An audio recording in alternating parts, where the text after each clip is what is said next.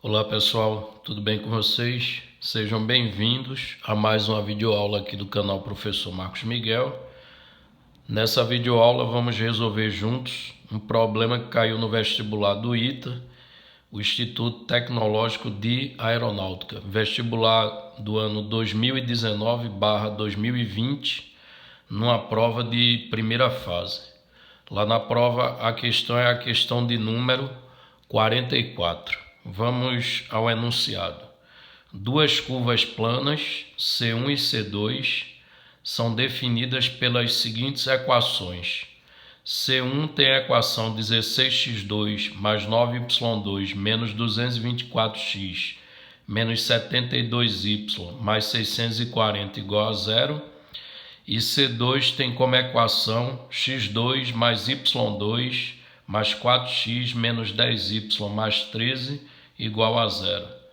Sejam P e Q os pontos de interseção de C1 com o eixo x e RS os pontos de interseção de C2 com o eixo y. A área do quadrilátero convexo de vértices PQ, R e S é igual a... Aí as opções que nós temos são letra A, 15 mais 7 raiz quadrada de 3, letra B, 15 menos 7 raiz quadrada de 3, letra C, 15 mais 14 raiz quadrada de 3, letra D, 15 menos 14 raiz quadrada de 3 e a letra E, 25 mais 10 raiz quadrada de 3. Ok? Então vamos à solução do problema. Observe que ele dá a equação de duas curvas planas.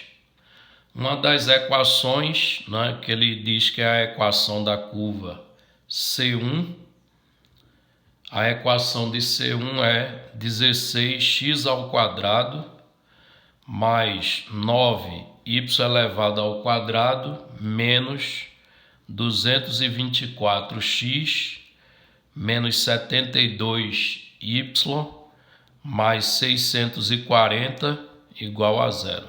Ok? Observe que ele quer a área do quadrilátero convexo de vértices PQRS, ok? Em que P e Q são os pontos de interseção da curva C1 com o eixo X. E RS são os pontos de interseção da curva C2 com o eixo Y. Então vamos achar inicialmente P e Q, ok? P e Q ele diz que são os pontos de interseção da curva C1 com o eixo X. Observe que para achar a interseção dessa curva com o eixo X, não se faz necessário saber que curva é esta, ok? Então, para achar os pontos de interseção dessa curva com o eixo X, basta assumir que o Y é igual a zero, ok? Então, a interseção dessa curva com o eixo X, a gente vai achar fazendo o Y igual a zero. Então, procedendo dessa maneira, fazendo y igual a zero, temos.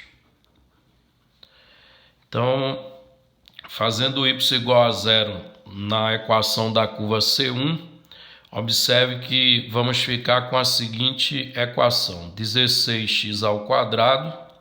Aí, como eu estou fazendo y igual a zero, esse termo vai desaparecer, menos 224x.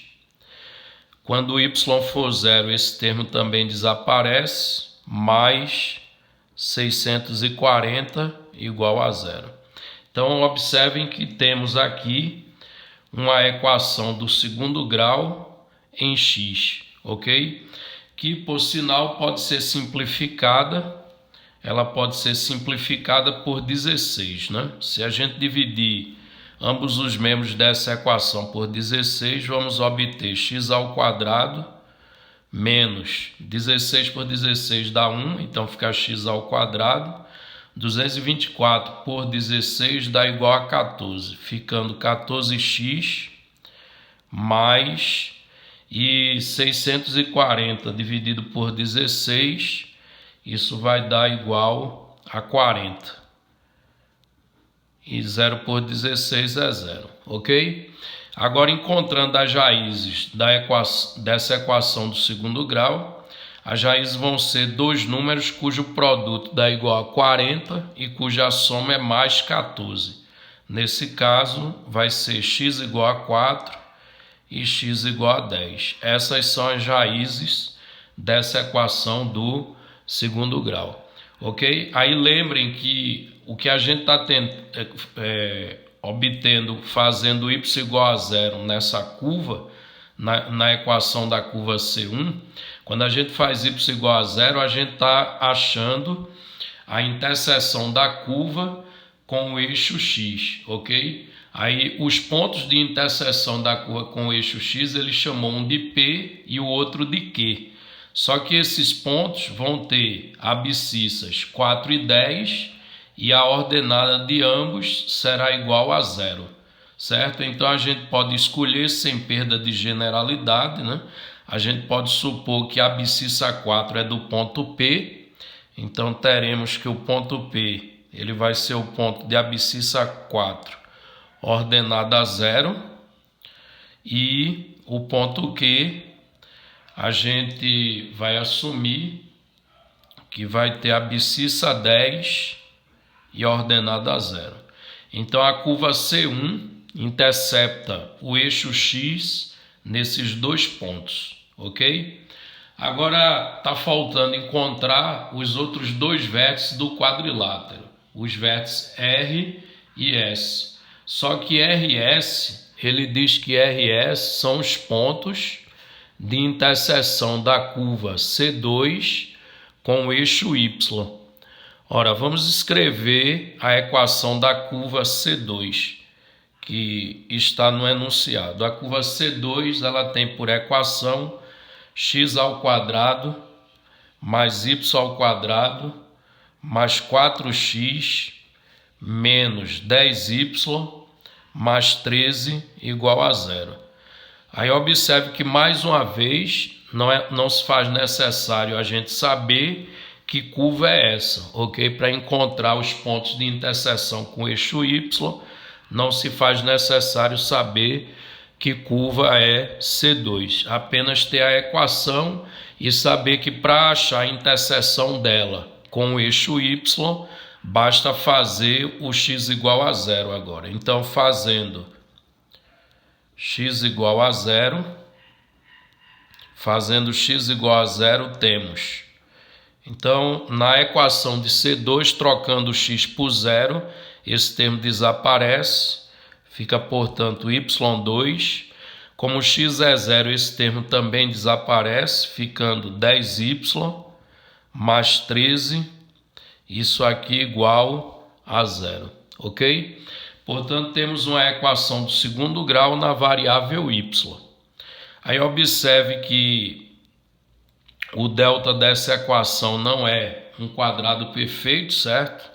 Então, usando a fórmula resolutiva da equação do segundo grau, vamos ter que y é igual a menos b, que é 10, mais ou menos raiz quadrada de delta. Ora, quanto é que dá o delta dessa equação? B ao quadrado vai dar 100 menos 4 vezes o C, né? 4 vezes 13 vai dar 52. Então, é 100 menos 52. 100 menos 52 dá 48. Aí, a raiz quadrada de delta já simplificada vai dar 4 raiz quadrada de 3. Só verificando as contas mais uma vez, b ao quadrado vai dar 100, menos 4ac vai dar menos 52, 100 menos 52 dá 48. Raiz quadrada de 48 simplificada fica 4 raiz quadrada de 3, ok? Isso tudo dividido por 2 vezes o a da equação é 1, ficando, portanto, 2 no denominador. E aí vamos achar duas raízes reais e distintas para a equação, né? Vamos achar aqui y igual a, dividindo tudo por 2, 5 mais 2 raiz de 3. E a outra vai ser y igual a 5 menos 2 raiz quadrada de 3. Então, o que são o que esses valores representam, né? Esses valores representam as ordenadas dos pontos de interseção da curva C2 com o eixo Y. E aí os pontos lá que ele denomina lá no enunciado são os pontos R e S. Aí, sem perda de generalidade, eu vou supor que o ponto R é o ponto de abscissa 0. Veja que o x dos pontos, as abscissas dos pontos são iguais a 0, certo? Então, um vai ficar 0 e podemos pegar a ordenada 5 mais 2 raiz de 3. E o ponto S vai ter abscissa 0 e a ordenada vai ser 5 menos 2 raiz quadrada de 3, ok? Então temos aí, observe aqui, a gente tem os pontos R e S e tem também os pontos P e Q. Portanto, nós temos os vértices do quadrilátero, né? Que ele pediu a área no enunciado. Aí, agora é só a gente colocar esses pontos com suas respectivas coordenadas lá no plano cartesiano e calcular a área do quadrilátero obtido, ok? Então, fazendo a figura, nós vamos ter o seguinte. Tá aqui o plano cartesiano, x, o, y, certo? Aí lembrem lá que o ponto P foi o ponto que a gente escolheu como sendo 4, 0. O ponto Q foi o ponto escolhido como sendo 10, 0.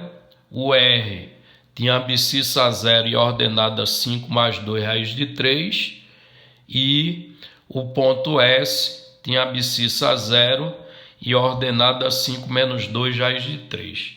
Portanto, fazendo uma figura, né, você obtém exatamente o que a gente está vendo aqui. E aí o quadrilátero PQRS é esse quadrilátero que eu destaquei aqui na figura. Ok? Então a gente quer a área do quadrilátero PQRS. Observe que essa área é bastante simples de ser obtida, pois basta pegar a área do triângulo. Vamos chamar a origem de O, certo? Suponha que aqui seja o ponto O. Então, basta pegar a área do triângulo OQR e subtrair a área do triângulo OPS, que aí fica a área do quadrilátero PQRS. Então, a área do quadrilátero, vamos escrever isso aqui. A área do quadrilátero PQRS vai ser calculada da seguinte maneira: pega-se a área do triângulo OQR e subtrai dessa área a área do triângulo OPS, ok? E são triângulos fáceis de calcular a área, pois basta observar que temos a base e a altura correspondente a essa base. Então, continuando aqui o cálculo da área, vamos ter o seguinte: a área do quadrilátero PQRS vai ser igual à área do triângulo POQR. O triângulo OQR, veja que ele tem por base o segmento OQ, certo? O segmento OQ. A altura correspondente ao OQ vai ser o segmento OR. Então, OQ vezes OR dividido por 2 é a área do triângulo OQR. Menos, isso menos a área do triângulo OPS. Ora, a base do triângulo OPS vai ser o segmento OP, multiplicado pela altura correspondente, que é o segmento OS, dividido por 2, ok? E aí, substituindo as medidas conhecidas, observe na figura que OQ vale 10, ok? OQ vale 10 e OR vai valer 5 mais 2 raiz quadrada de 3. Então, substituindo, vamos ficar com a área do quadrilátero PQRS vai ser igual a... Lembrem que OQ vale 10, né? Vai ficar 10 multiplicado pela altura relativa à base OQ. A altura vai ser o valor da ordenada do ponto R, que na figura é 5 mais 2 raiz quadrada de 3. Então, substituindo, vamos ficar com 10 multiplicado por 5 mais 2 raiz quadrada de 3, dividido por 2. Isso menos a área do triângulo OPS. Aí observe que OPS tem por base 4, OP é igual a 4, e a altura OS é 5 menos 2 raiz de 3. Então, substituindo, vai ficar 4 multiplicado por 5 menos 2 raiz quadrada de 3, dividido por 2, ok? Então, agora basta simplificar essa expressão numérica do lado direito da igualdade. Então, a área do quadrilátero PQRS vai ser igual a... Ora, 10 dividido por 2, a gente sabe que é 5, então vai ficar 5 multiplicado por 5 mais 2 raiz quadrada de 3, menos 4 dividido por 2 é 2, ficando 2 vezes 5 menos 2 raiz quadrada de 3. Eliminando os parênteses, vamos ficar com a área do triângulo PQRS igual a 5 vezes 5 dá 25, 5 vezes 2 raiz de 3 dá 10 raiz quadrada de 3, menos 2 vezes 5 dá menos 10, e menos 2 vezes menos 2 raiz quadrada de 3 vai dar mais 4 raiz quadrada de 3.